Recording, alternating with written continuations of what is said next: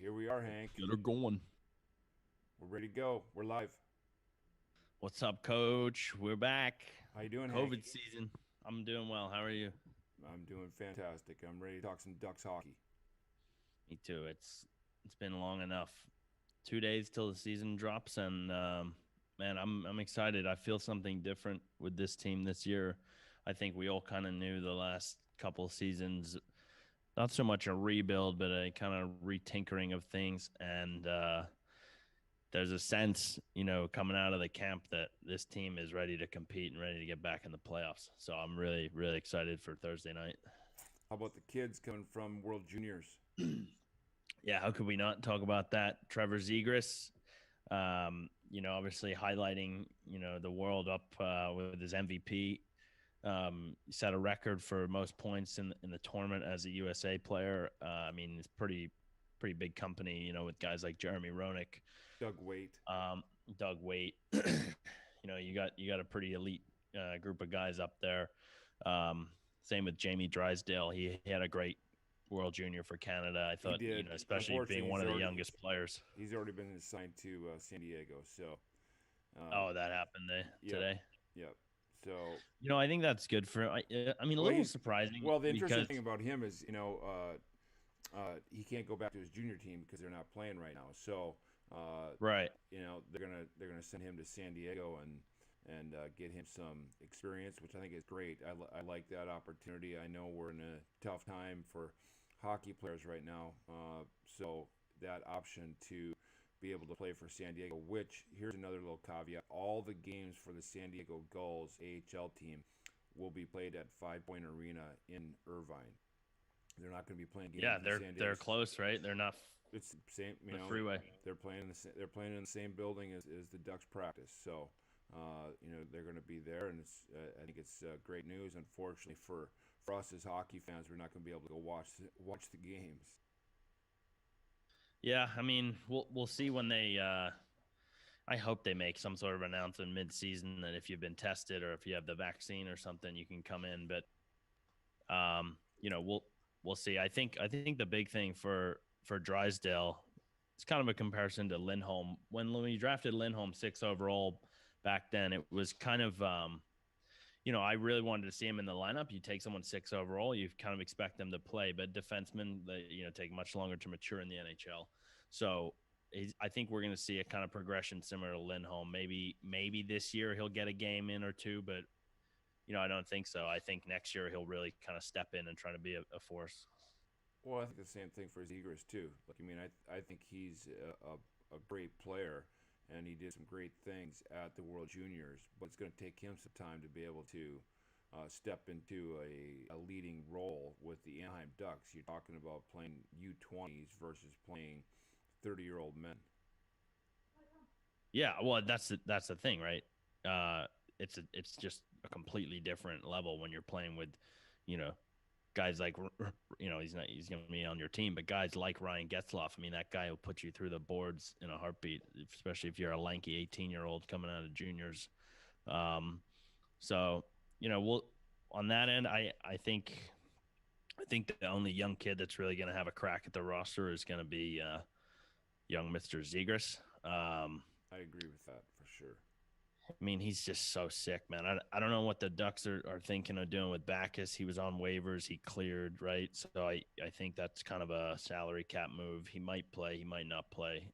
Right now, he's skating on a line with Zegras and Milano during the camp, which is kind of odd because I thought Milano would easily make the team, but maybe they're just kind of pushing him, getting him off the extra lines and work his way up. Well, I think this is a time to kind of test some chemistry and see what works, and obviously for a guy like Zegras to have somebody like David Backes to mentor him a little bit through, he's the consummate professional, so a great opportunity for Zegras to be around some players that have some experience and to learn from them. So that's, I'm not reading a whole lot into that. I know, we're just a couple of days away from game time, so they got to make some decisions here real fast, and of course roster's got to be set by 2 o'clock this afternoon. I think it's Central Standard Time. Maybe it's Eastern Standard Time. But 2 o'clock this afternoon, roster's got to be set. So we'll be I'll be interested to see how that all pans out here today.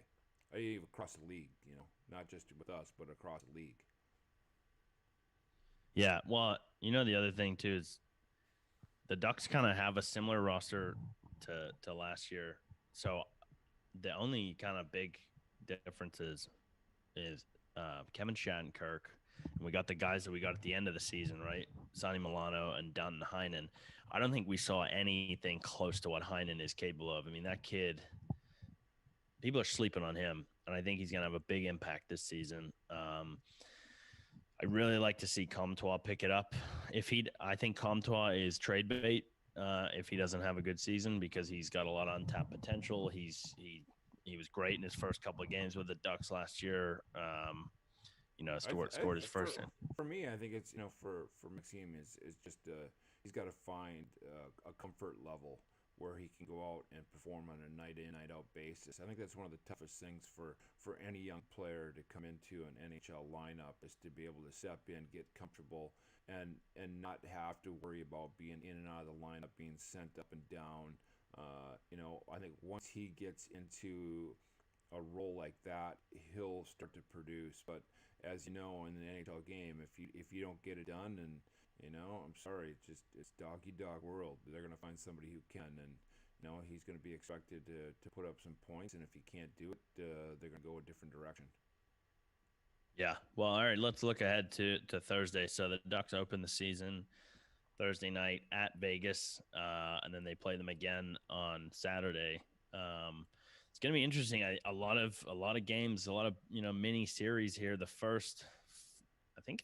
That's probably the most exciting thing for me is it's 2-game sets, which is So we got Ducks Vegas, and then we got Ducks Wild, then we got Ducks Avalanche, then we got Ducks Coyotes, and we got Ducks Blues. So we're gonna have some pretty interesting rivalries develop over the course of the season. There's a marquee matchup, 5-game stretch mini series of the Kings Ducks that we'll all be looking forward to later in the season. Well, I think all the way around the league, there's little matchups that are going to be really exciting. Of course, probably the biggest one everybody's waiting for is Edmonton Calgary. That's going to be that's Battle of Alberta, baby. Yeah, 10 games between those two teams. But by the end of it, that's going to be quite interesting. So one interesting tidbit that we were talking about, which will have to happen in the next 20 minutes if it's going to happen, but our beloved Corey Perry signed a 1-year deal, $750,000 with the Montreal Canadiens. I thought it was an interesting signing. I thought, I think since COVID has happened, obviously Perry was in Dallas last year and he had bought a home there and he was living there with his wife and his son. But I think once the season was over, especially the Stanley Cup final, I think he probably went back home to Canada to be with his family for the holidays. And when you're there, you realize that all the Canadian teams are playing together. You have a chance to play in front of your hometown. He's not from Montreal, but he's from that region. So I think that played a big part into it. So, it'd be interesting to see if anyone claims him. He's put on waivers today. So, I think we're all Ducks fans wishful thinking that Bob Murray might pull the trigger on that. But there's something to keep in mind is we're paying Corey Perry $6 million this season, from his buyout. So is he worth $6.75 million? We're already paying him the 6. So what's the other 750, right? I mean, if I'm Murray, I pull the trigger on that and put him on the bench if you have to. But putting Worm back in the locker room, as they call him, I think it can only help. He's won at every single level. He showed it again in the Stanley Cup final. I mean, Corey Perry came to play in the playoffs, and I loved watching it. He always does. So we'll keep our eyes on that. Don't hold your breath, but it could happen. Some interesting news from around the league. I don't know if you saw, but Evander Kane filed for bankruptcy. What? No. Yeah. For what?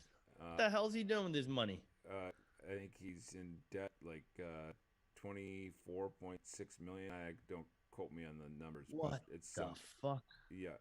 And then, I'm looking at it now. Yeah. Yeah.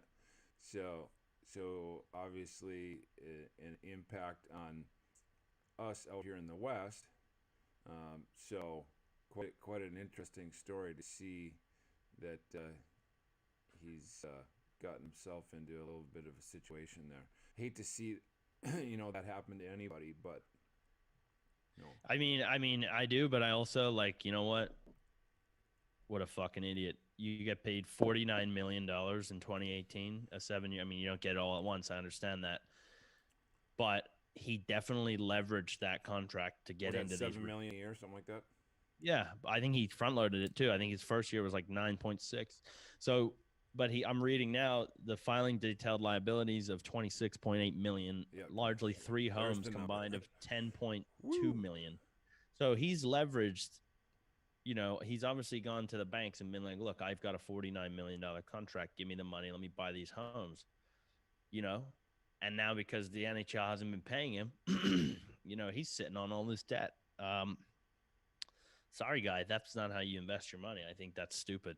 And I think Evander Kane, I don't like the guy for a number of reasons, especially some of the comments he's made about some people in the league. But, you got to be smarter with your money. You're not going to play until you're 50. You got to take care of that. Well, as So, you know, I mean, there's been a lot of theatrics that have gone along wherever he's been. Unfortunate.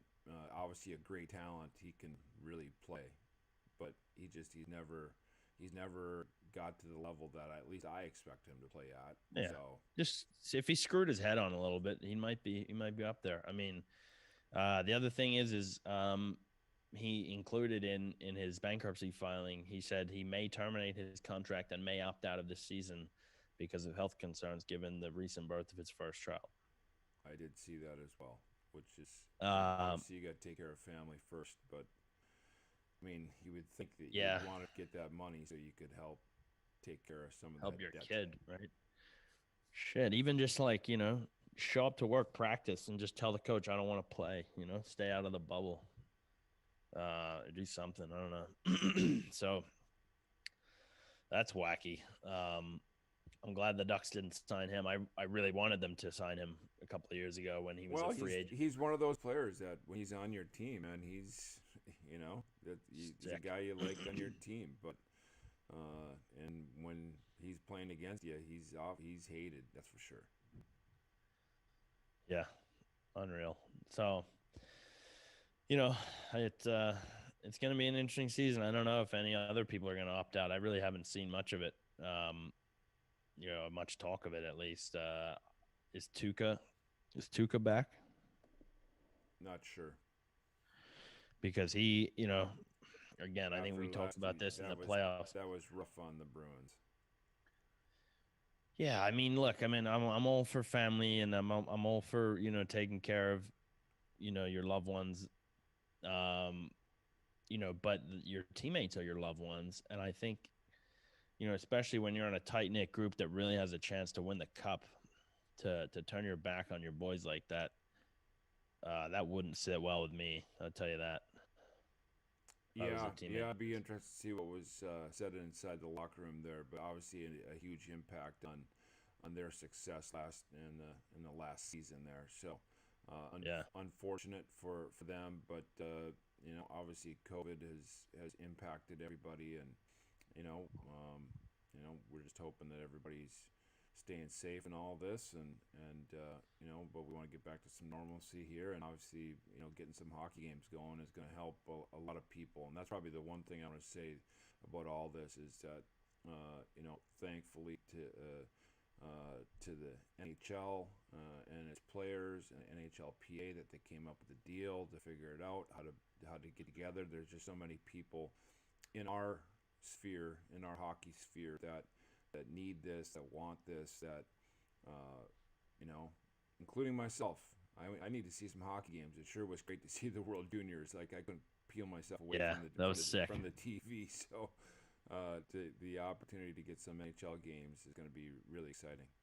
And they've just announced 2 games. February 20th and 21st will be played in Lake Tahoe, outdoor games. I did see that. Yep. We will have some fans at some games this year, which should be pretty cool. They're trying to get some alternative advertising now. So each division is being sponsored by a company. The West is going to be Honda. The Honda division, they're going to call it this season. Yep.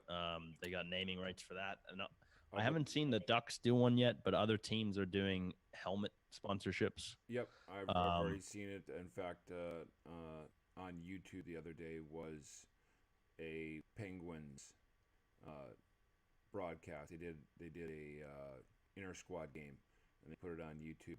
I watched part of it, and then they had their sponsorship on their helmets there in Pittsburgh. I would think the Ducks would do Pacific Premier Bank or Honda. We'll Probably see. something along those lines. Or Fresh and Lean. That's their new thing this year. Fresh and Lean, Anaheim Ducks. So let's get into it a little bit here. Let's bounce some names off each other. Let's talk about a few guys. You come up with 3 guys. I'm gonna come up with 3 guys, and then let's round this out and have a little talk back and forth. So once you you go 1, I go 1. We just go back and forth. Yeah. So okay, I'm gonna just start with the big boy up front for me, who needs to come back and just really play his socks off this season, is our captain Ryan Getzlaf. I don't think I've ever seen Getzlaf really decline. I think I've seen the players around him kind of peter out, and he's had to adjust. Getzlaf has been very consistent over the last 6 years. He's had 1 or 2 down years where I think, admittedly, he didn't take care of injuries the way he should have. But Getzlaf, people want to knock him, but he is still, in my eyes, a top. He's not a top 5 anymore. I think he's a top 10, top 15 centerman in the NHL. And that's a pretty big company. So I think he needs to pick up the guys around him. He's the captain of this group. I think it all comes down to his conditioning. What's he going to be like here early? How can he make an impact?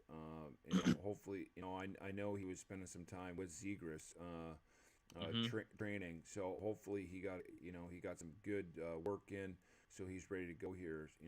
Starting Thursday night. So I haven't seen a whole lot of video, but I just know for him and his age category that he's going to have to be in top-notch shape to be able to produce and to play the kind of game that he likes to play. As you get older, you get a little bit slower, and it's not like he's the fastest player in the world, because he's not. No, he's got a strong skating stride that makes up for it, right? Yep. So we'll see how he. I'm looking forward to Thursday night to see where he's at with his conditioning. See how much he can take right away. Yeah, that's a great point. I think conditioning is key for him, and there's just no excuse for him to not be in the best shape of his life right now. There's no excuse. He's been off of hockey for almost a year, right? Almost a year. And if he's been sitting around lollygagging, driving his fancy cars, I'm going to be pretty pissed. I don't expect that from him. I expect that he's been ready. I expect that he's prepared. He's played with Zegras, like you said, for the last 2 weeks before he went to the World Juniors. So he's, Bob Murray's obviously in his ear saying, "Hey, buddy, this is the future of our team. You need to help him from day one." Yep. All right. What about you? Who you got? Who's on your mind? Well, number 1 on my list is Adam Henrique. I think this team only goes as far as he can lead this team to, right? Like, I think that his leadership capacity and of course, his input on the offensive side of things, but his 200-foot game is a model that every player on the team needs to take a look at. He's offensively responsible. He's defensively responsible. He's got great leadership capabilities. And I think that this team only goes where he goes. I couldn't have said it better, man. What a player. And I didn't appreciate the trade until like last season when we traded the 1-for-1 for Vatanen for Henrique. For one, I thought immediately we won the trade. I was like, that's crazy. Like, they gave up Henrique, who put them in the Stanley Cup final as a rookie. The kid knows how to play hockey. Like you said, he's got an incredible 2-way game. Dude, I don't have a bad thing to say about Henrique. Yep. He really. I think it's as simple as that. This team goes where he goes. It's as simple Yeah, as I that. think I think he might be, if it's not Fowler, I think it's Rico is the next captain. Uh, so Well, I if mean, I mean if I that's first of all. I mean, I was going to talk on the defensive side of things, goaltending and defensemen, because I think that the team really needs to rely upon those strengths. And if there's any weaknesses there, the Ducks are in trouble again. And I well, don't. let's get into that part then. So My next player is Shaddy Deuces, yeah, as well, we call him. The new player, Kevin Shattenkirk. So obviously, uh, well, my view on the power play is just it's quite simple. You win hockey games if you're top 10 in the league in a power play. That's it. You win the majority of the games you play if you are a top 10 power play unit. So why the hell has Bob Murray not addressed that in the last 3 years? No idea. He hasn't even thought about replacing the coaches for the power play unit. I think Dallas Eakins kind of takes a back seat and lets is it Bob Woods kind of run the unit. Um, but upgrade Kevin Shattenkirk. Saw him move the puck incredibly well in the Stanley Cup final with Hedman, especially on the power play. He had a slump season with the Rangers and kind of proved himself last year, winning a cup. So if there's a part that was missing last year, I think we found a nice, balancing act. I think we tried to sign Shattenkirk last year. Good for us. We didn't because he went and won a cup, and he'll bring that experience to us. So I'm definitely eager to see him get going. I think he's paired with Lindholm, who he said is kind of similar to Hedman in a lot of ways. That's a pretty nice comparison. that's a great comparison. So with you saying that, now I'm going to go in the same but a different direction. So if Shattenkirk's going to be relied upon on the offensive side of things from the back end, that means that Josh Manson has to take more of a defensive role. Now he's a player that I've been very harsh critiquing, and I think he brings some really good things because he's well liked by the team. He's a player's player. The guys like him. He's great in the room. He does have some leadership qualities as well. He just can't be the offensive player that he thinks he should be. He's going to have to be more of a defensive role. I'm not saying that he can't get involved in the offense when the time calls for it. It's just that he can't be pushing up the ice every single time that he gets the puck or he sees somebody breaking in the net. Now, the game has evolved, and defensemen are more involved in the offensive side of things in today's game. But he's going to have to bring a little bit more of a defensive element to the Ducks lineup on a night in, night out basis. And with his size, with his skating ability, and with his toughness, he's got to be more of a defensive type of player. And Yeah, he needs to play like Brent Seabrook did in his prime. Like complete shutdown defenseman. Can absolutely hammer the puck when he needs to and find guys. I think pairing him with Fowler is really going to help because Fowler is the puck mover and he's the guy that has that skating ability to really jump into the play. well, that's where Dallas Eakins is going to have to put a little bit of the reins on Manson and say, okay, Fowler's more the offensive guy in this pairing.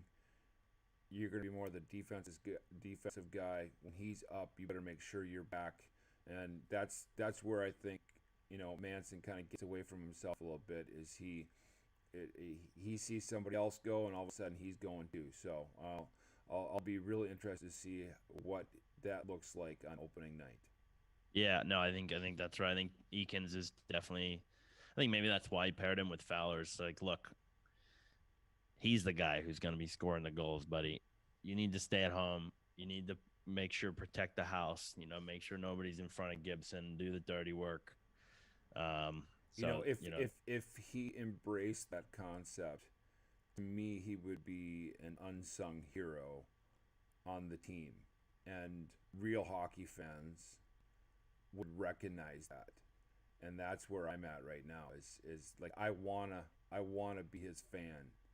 yeah, me too. I think I think he wants people to feel the same way about him. Okay, lastly for me, This is a tough one. I'm kind of between two players. I'll say them both, but I'll stick and talk about one. Troy Terry and Jacob Silverberg. Jacob, whatever you want to call him. Troy Terry, the kid is unbelievable. The talent that he has, especially when he played at Denver, I mean, he really showed a lot. But I don't know, he's kind of stuck in a rut with me right now. I need to see more from him. I really need to see more from him this season. I really need to see him kind of break out of his shell, like get in somebody's face. The kid's a little, I don't want to say it, kid's a little bit of a pussy. So show me something, Troy Terry. I'm coming for you.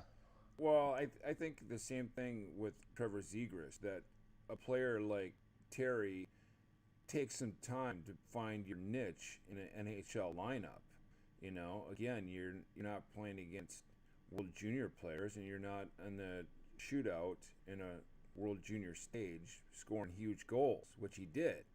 And he's got the talent, he's got skill, but how do you navigate the NHL game? How do you become productive in an NHL environment versus that? And that's where I think Zegras has to figure that aspect out and maybe take a little bit of a lesson from a Troy Terry. That it just doesn't come easy, and you gotta pick your spots. You gotta find your way, and the sooner Zegras does it, the better for him and better for the Ducks. But to me, that's the big thing with a guy like Terry is that he also has to find his niche this year, and if he doesn't, then he's going to have another year of up and down, up and down, up and down. Yeah, well, interesting is this year Troy Terry's listed on the Ducks website at 180. I think last year he was like 167. So, hopefully he's put on a bit of poundage, so his leg doesn't snap as easy as it did last year. So anyway, for me, my last guy is probably my favorite player on the team. Always has been. I love his game. You already mentioned his name, but Hampus Lindholm to me he's got to have a real breakout year where he solidifies himself as a top NHL defenseman. He's just kind of been hanging there in the mid-range, and obviously he does some great things, and if you're watching the Ducks on a night-in, night-out basis, you're going to see a lot of the great things that he does. But I just don't think that he's taken himself to the highest level that he can be. Yeah. And I think that he's just another player that to carry a defensive role, an offensive role. I mean, he's mentioned in the likes of a Hedman. He's mentioned in the likes of a Lidstrom. And when they drafted him too, that's when the NHL does that, like who would I compare him to? I think Bob McKenzie was like, this is a Nick Lidstrom type player. Well, that's why I brought him up. And yeah. if you're going to be compared with players like that, you better be willing to play like players like that. So I'm just waiting for Hampus Lindholm to be the player that I know that he can be. And if he needs a vote of confidence, here it is, buddy. Let's go, Hampy. I think he's definitely a listener, right, of our pod. Well, if maybe not now, he will be. That's right. All right. Well, we're ready to go here. We're ready to go on Thursday night. Everyone, get ready. Tune in. Ducks, 7:00 West Coast time. It's on NHL Network and I think Prime Ticket as well, obviously. So, we'll have a recap of that one Friday morning, and then look forward to the Saturday game. But I'm excited. Well, hockey's back, baby. Quack quack. Here we go. So, Hank, good seeing you, buddy, and you, Coach. We'll get back at it on Friday morning. All right. Thanks, everyone. Hank and Coach